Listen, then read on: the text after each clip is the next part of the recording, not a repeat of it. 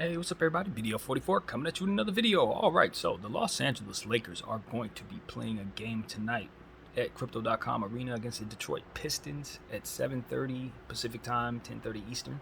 And these are two teams that have only won 3 games apiece. 6 games in total. Um, yeah, 13 losses for the Pistons, 10 for the Lakers. And honestly, I'm not so sure what we're going to be seeing in terms of the type of basketball play. And the reason why I say it that way is because we're going to be bringing back 2 guys into the lineup, and Thomas Bryant potentially coming back from his finger injury, and Dennis Schroeder most certainly coming back from his finger injury. LeBron James possibly could be playing as well. He's questionable for this game, which is something we've talked about at length. Like I said, I thought he was going to try to rush back from that injury. I hear that injury is very serious, but he's going to try to play through it as predicted. So, yeah, we'll see. Hopefully nothing gets worse. But here we go again with the Lakers just taking chances with their assets and doing things that they really don't need to do, taking chances and risks that they don't need to do. LeBron James said he heard a rip from what I heard, from what the report was. He had heard some type of tear or a rip when this thing initially got hurt. And, you know what I mean? It's like, okay, all right, but you're going to play through it. All right, it's cool, bro. But if you get hurt, it's not just your career you're putting at risk. You're 1/3 of the most important pieces the Lakers have. So you risking yourself is not just you risking yourself.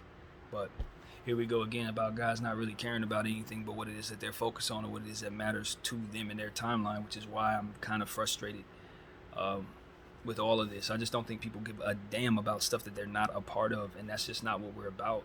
We're about the sustainability of a good franchise, having lasting, ability to be successful. And this is people who are willing to throw away future opportunities to be successful for their own opportunity right now. And I just don't. I'm a Laker fan forever. I'm not a Laker fan this year. I'm not just a Bron fan or AD fan. I'm a Laker fan. I want my team to be able to, be good. So this is a path toward further keeping us bad for a long time. And I just think that having him play out there on an injury is yet another step in that direction. It really is. The man's not well. His people have been playing hurt for this team. AD's playing through the injury, guys. It just doesn't make sense when you're not good enough. On top of everything that's already been said. But it is what it is, man. He'll try to give it a go.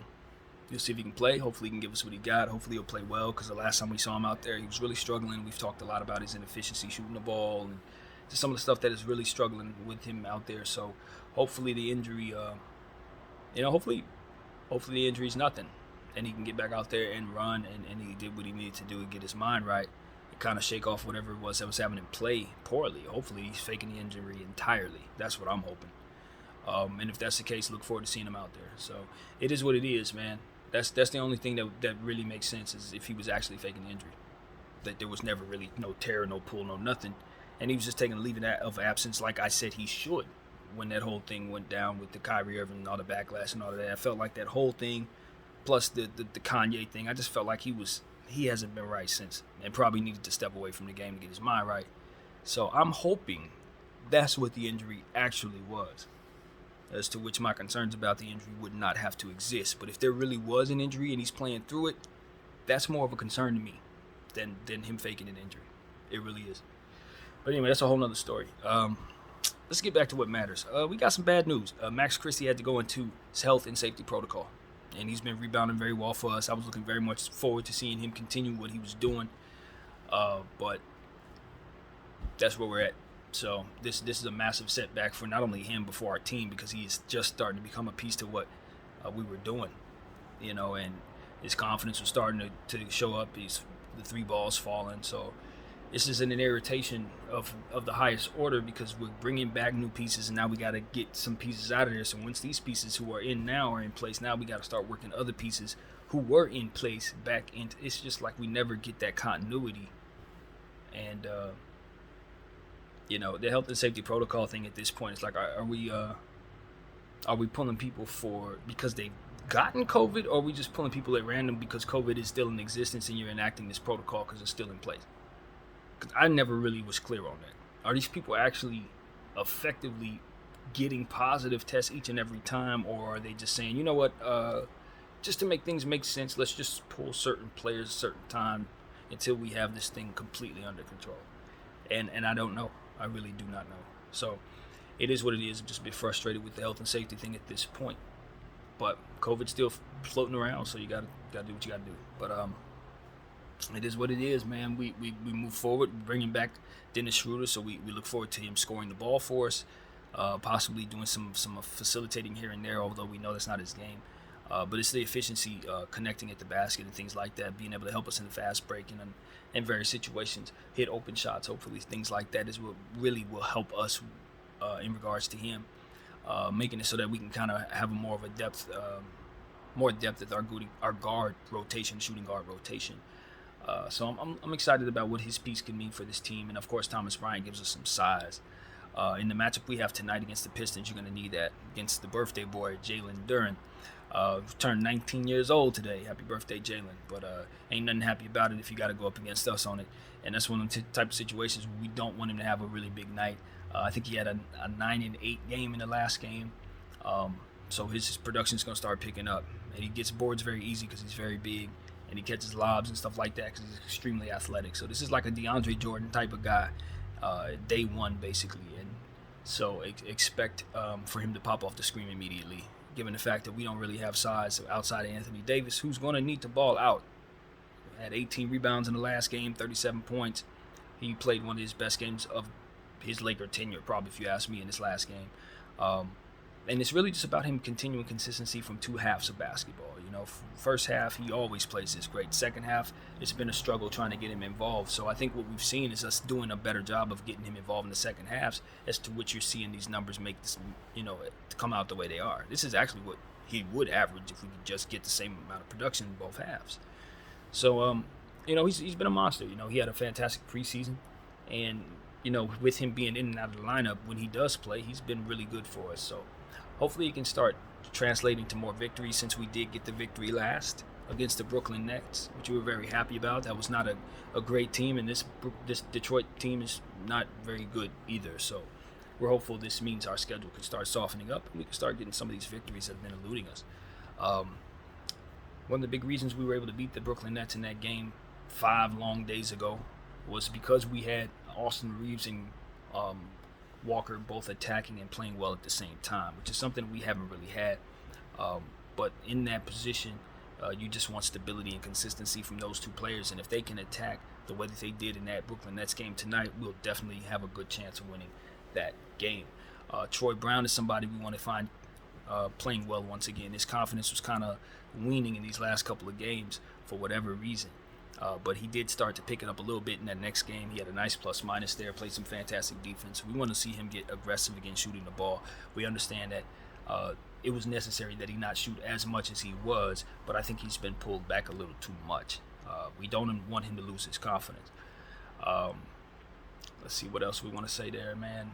Just hate that Max Christie's not going to be a part of this thing, man. This is one of the most important players in terms of what it is that we need to do to upgrade our asset class. His development should be primary.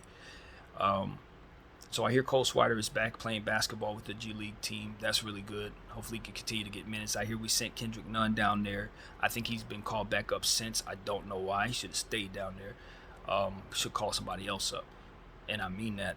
I sincerely mean that. 1 week with the G League team, that's like nice and honorable to make sure that his cachet doesn't get disgraced with G League time. But to be honest with you, he literally needs it. Like, he needs to be down there. A lot. Period. And that's just what it is, man. So the Lakers they're still doing things the wrong way for the wrong reasons, and that is yet another one. Just being real, he should not have been called up. Damian Jones should be down there too. Those guys need playing time. They need to get better. If they want to be professional ball players, they got to play better. And so they're not going to get that time next to LeBron James. They're not going to get that time next to AD. They need that in a space where they can do it against guys they can dominate. And so that's what I think, man. I don't think we're handling those players right. They should have been sent down and staying down there. And it's better for them. They're going to get more minutes down there. Like, literally. Play against more talent that they can destroy. And that'll ultimately give them the confidence to play back at this level again. So, but as long as they're running around struggling and looking poor in a Laker uniform, there's nothing worse for your confidence than struggling in a Laker uniform. So, it is what it is, man. Send those guys back down. Or send Damian there for the first time. For whatever reason, they haven't sent him there, and I don't know why. But it is what it is, man. That's something I'm looking at. The Lakers are giving Pippen and Cole Swider a lot of minutes down there. I think it's time to call Pippen up. I really believe that. I don't know how his production's doing, but judging how we've been playing, we can use what he does. So, Laker organizational decisions, whatever. Hopefully, with Dennis Schroeder coming back, that can help us in that position because we've had some struggles with our guy Patrick Beverley. I like what he does defensively.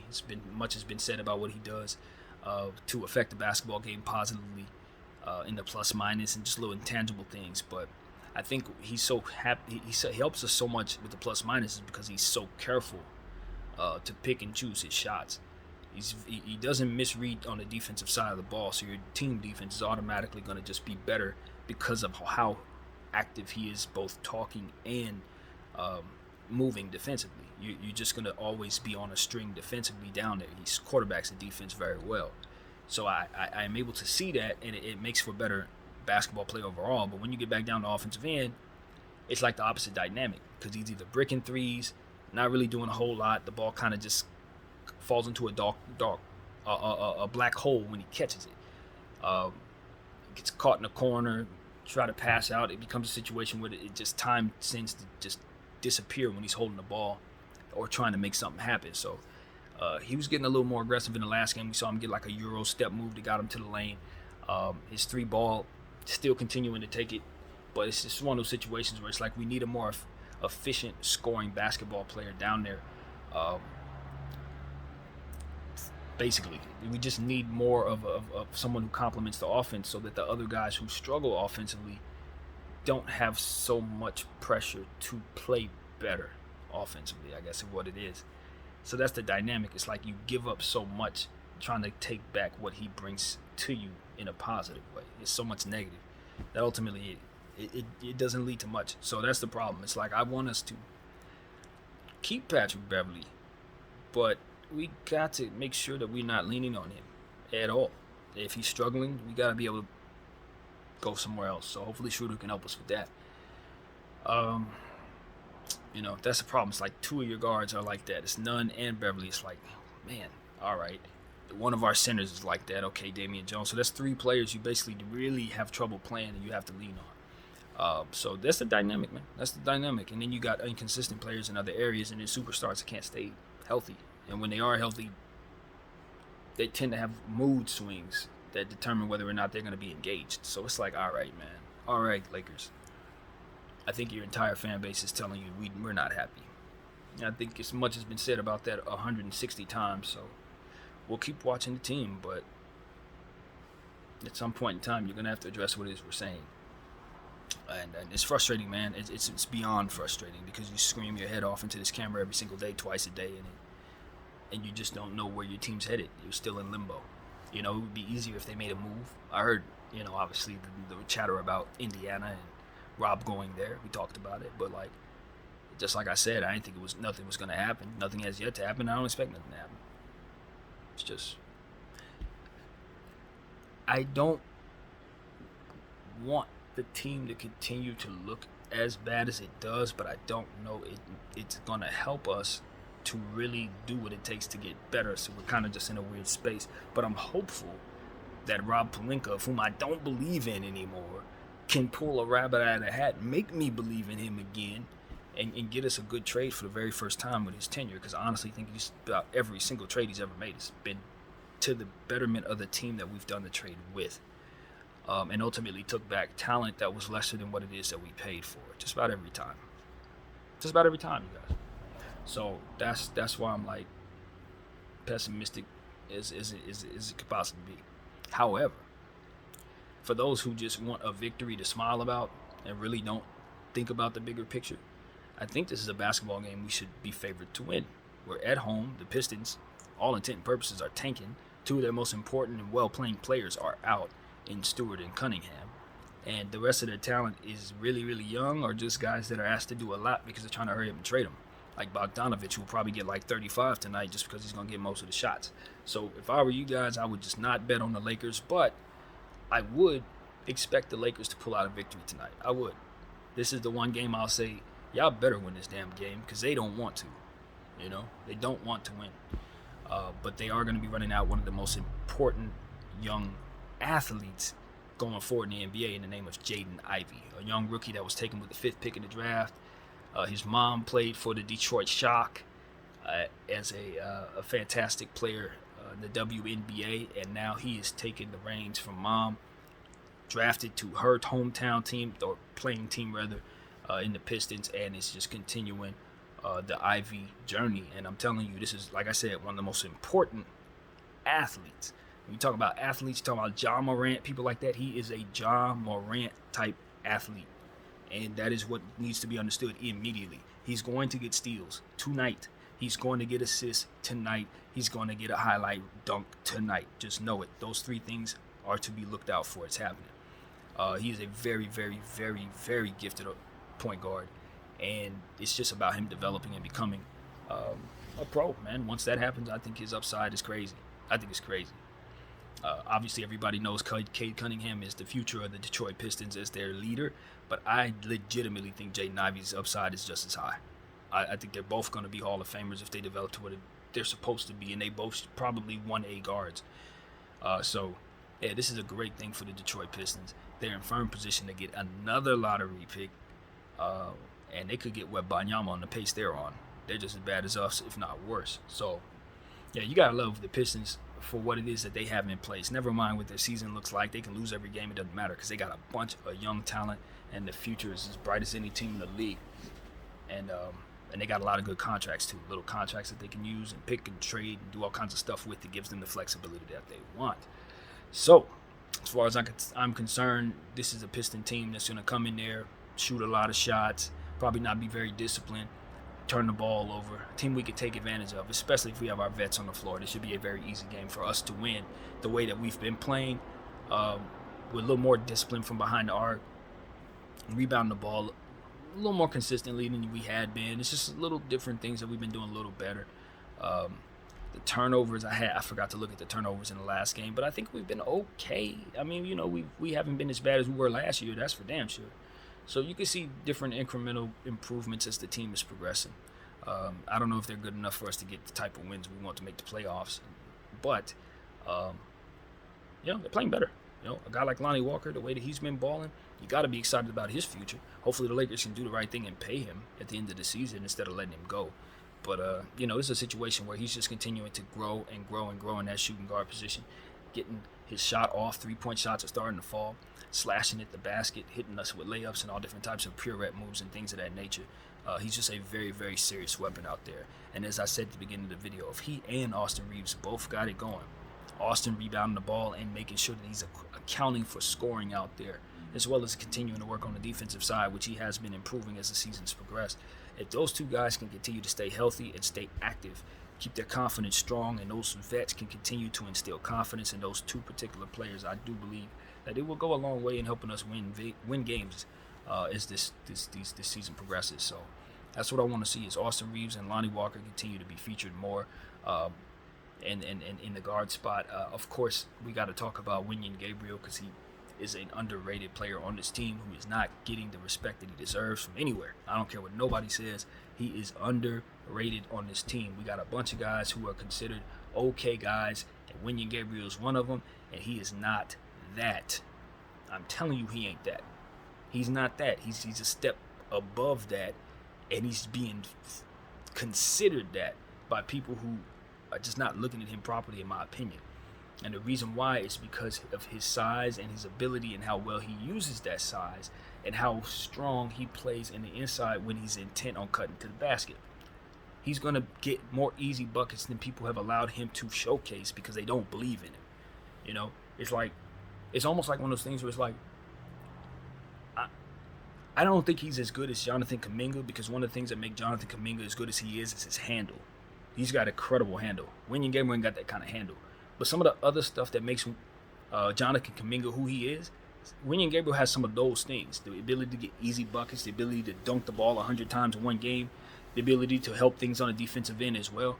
Wenyen Gabriel gets a lot of tip balls and things like that, 50-50 balls. He's probably a great 50-50 ball player if you break down his numbers. I don't know that, but I'm just judging by feel. He really, really does disrupt things against players that he's supposed to be not as good against. And I'm telling you, if the Lakers develop him properly, he can turn into a poor man's Jeremy Grant for them without any concern. That's the upside, y'all. It's something that looks like Jeremy Grant without the star power that I believe Jeremy ultimately has. I don't think that Wenyen's a superstar, but I'm not certain that playing him like he's a scrub is the way to go. I don't see that. That's not what my eyes tell me when I look at him. I'm sorry. I don't see what y'all see. Because I hear people say, well, like I was listening to some of the guys, they were like, well, you don't want to lean on Wenyen so much. You know, you kind of want to get away from him. Like, that's not what I see. That's not what I see. What I see is the guy I want next to Anthony Davis most of the time. Him, Troy Brown are two players I want on the floor a lot. With Wenyen Gabriel, I mean, with the players that we have on the floor when Bron ain't on the floor, because they give us the most size help when he's not there. You know, we go to Juan Toscano-Anderson. God bless Juan, but he's not as talented as Wenyen. He doesn't affect things the way that Wenyen does and the way that he plays. He doesn't. He's not as athletic as Wenyen. So it's like we need to stop looking at Wenyen as a scrub, because when he's on the floor, he does a lot better stuff for us than they say he does. And I don't know if that's a political thing, or maybe I'm just looking at it wrong. Maybe I just got the wrong way to look at the sport. But I just look at him as a much better role player, with more upside than what he's being asked to be on our team, man. And I think he's proven it every single time we put him on the floor. Every single time. So it's like, come on, y'all. I wouldn't be adverse to us starting him at some point and just trying him out there, since we tried everybody else. I mean, you figure we've tried starting Damian Jones. We've tried starting Patrick Beverly every night. We were starting Russell Westbrook when it wasn't working. Like, you know what I'm saying? These are things that have proven not to work. But they treat Wenyen Gabriel as if he's proven not to work. And that's just not what I see. What I see is me telling y'all to keep playing him, and when you do, we have leads when he's on the floor. That's what I see. What do the rest of you guys see? I see us playing much better when that man's on the floor. I really do. Every single time. So for me, it's like, get that boy the minutes that represents him being probably the fifth best player on this team. And you're going to start seeing good things happen in reflection of that. But as long as you guys keep seeing him as the 10th best player on the team when he's playing like the fifth best player on the team, or something of that nature, then you're going to get what comes with that. We put faith in the wrong people, man. I promise you that's what's wrong with this Lakers. If putting faith in the wrong people, we got the right people in our organization. We're just not putting them in the right positions. I kid you not. Half them boys in the G League need to be in the big team. And half them dudes in the big team need to be in the G League. And that is the God's honest truth. If we shuffle them up the right way, we can start seeing wins coming quickly.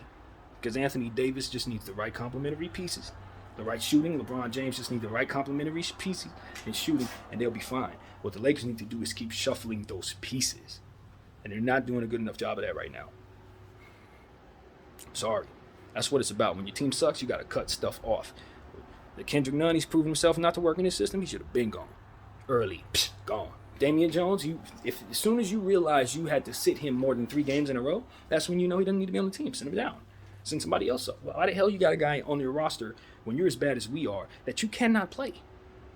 1 game, 2 games, 3 games, he's just sitting there. What the hell? We're horrible. Call somebody else up.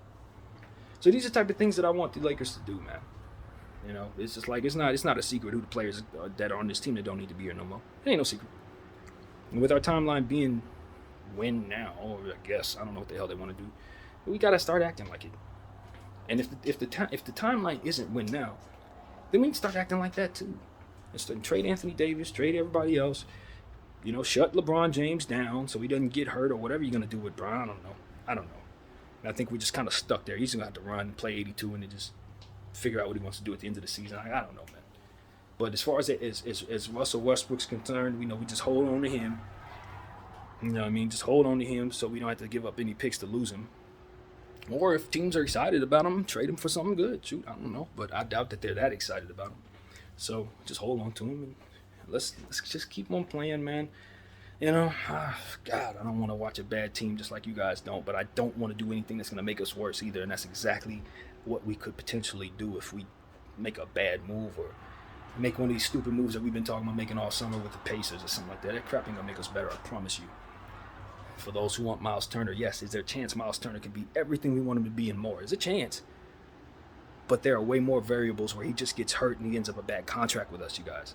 That's what I want people to understand. Yes, he looks great right now because they're featuring him because they're trying to trade him. Hell yeah, they're going to make sure he gets 30 and 10 and 5 blocks and all that because he's going to be the only one getting the ball. So for those who are saying, well, Miles is going off, Buddy's going off. Yes, that's because their coach knows what they're doing. Don't think that that's a thing. It ain't like they just play like that all the time. They don't. If they were like that all the time, they wouldn't be on the block. So anyway, that's what I need to say about Miles Turner and Buddy Hield. Don't be fooled. We don't want that. We didn't want that. We shouldn't want that. And it ain't because they can't play or because they don't fit. It's because those contracts make us less flexible and can make it so that we have worse players on our team because of that later on. That's what we need to prevent. So it is what it is, man. That's what I got to say. Hopefully the Lakers can make us happy and make a big trade today. Trade Anthony Davis to the Knicks for 7 picks. I would dance like we won the championship. I kid you not. That's what I want. I don't give a damn about this season at all. It's already lost in my mind. Just get me a future. A future. If I have any chance at Scoot Henderson or Wet Banyama or the dudes that are drafted behind them, that's worth it. It's worth it. And I know those are saying, but that doesn't give you the ceiling that LeBron James has. LeBron James gives you a possibility at a championship. I know that. But LeBron James only going to play for 5 more minutes. And even if he does play for 5 more minutes, he's only going to give us 3. Because once his boy comes into the league, he's going wherever he plays. And what's that going to leave us with? Regrets. And I wish that we traded him now. Wish we traded him at this summertime, rather. Wish we traded AD for 5, 7 picks or whatever to the Knicks when we still had a chance to. Yeah, that's what that's about. Y'all can be married to today if you want to be. I know better. I've had many todays, yesterdays, and guess what? Today still came. Here we are. And damn it, that's what I told you when we traded for AD that would happen. Here we are. At least we got a championship for it, but we ain't going to get a championship for this. So we had better wisen up, grow a pair, and send them somewhere else for some picks. That's what we need to do. My name is BDF44. I hope everybody enjoys the Piston game. Needless to say, my interest in the Piston game is only but so much. I can't wait to see Jaden Ivey and Duran. That's honestly why I will watch tonight. Besides being a Laker fan, I really like those 2 players, and I want to see them ball out. But aside from that, you know what I'm saying? Hopefully the Lakers can make me proud. Anthony Davis ball out tonight or whatever. But, you know, I don't fake the funk. Y'all know y'all don't come here for faking the funk. And honestly, the most important thing for my team to do is what I already asked. Blow it up. BDL44, thank you all for watching.